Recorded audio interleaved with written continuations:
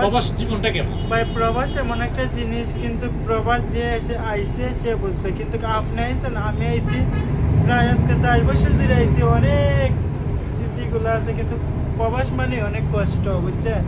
কিন্তু প্রবাস এমন একটা জিনিস, প্রবাসী লাগে এটা জেলখানার মতন, বুঝছেন? এটা তোমার বিনা মামলা।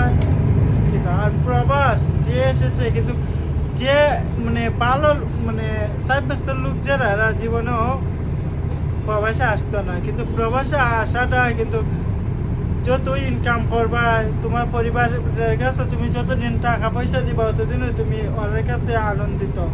যখন তুমি টাকা পয়সা বন্ধ করে দিবা, ওরাও তোমার পাশে থাকবেন না। কিন্তু তুমি তো এত পরিশ্রম করে, এত কষ্ট করে দিনের রাত 24 ঘন্টা খাইটা দেন, তুমি একবেলা খাইলে 2 বেলা খাই না, কবজ খাওয়া পরে 3 বেলা আইসো ভাইয়া, আপনিই বলেন আইসে না আপনি অনেক দিন ধরে, কিন্তু আপনি কি পেট জুড়াইয়া 3 বেলা অক্তমতো ভাত খেয়েছেন কোনো সময়? প্রবাস এমন একটা জিনিস, যেখানে টাকা আছে পরিবার আছে, পরিবার আছে, যেখানে টাকা নাই পরিবার নাই। নাই।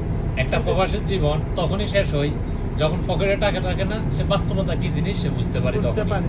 কিন্তু তোমার আজকে টাকা আছে, তোমার মা বাপ বউ ভীষণ সব তোমাকে অনেক সেবা করব, অনেক আদর করব। কিন্তু তুমি দেখো, তুমি তুমি একটা সমস্যা তুই পড়ছো, তুমি অনেক টাকা পয়সা তোমার ফ্যামিলির ঢালছো, তুমি এখন তুমি ট্রাই করবা, ভাই হ্যালো আমি একটা বিপদে পড়ছি, আমার 10 লাখ টাকা লাগবে।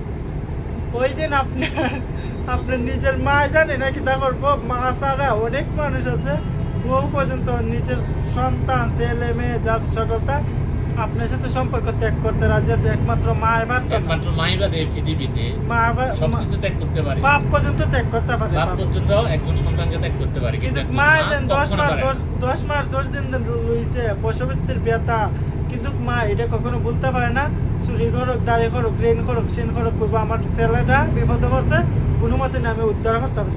কিন্তু আপনার বউ যতই করো না করো, কিন্তু মার সমান কেউ হবে না।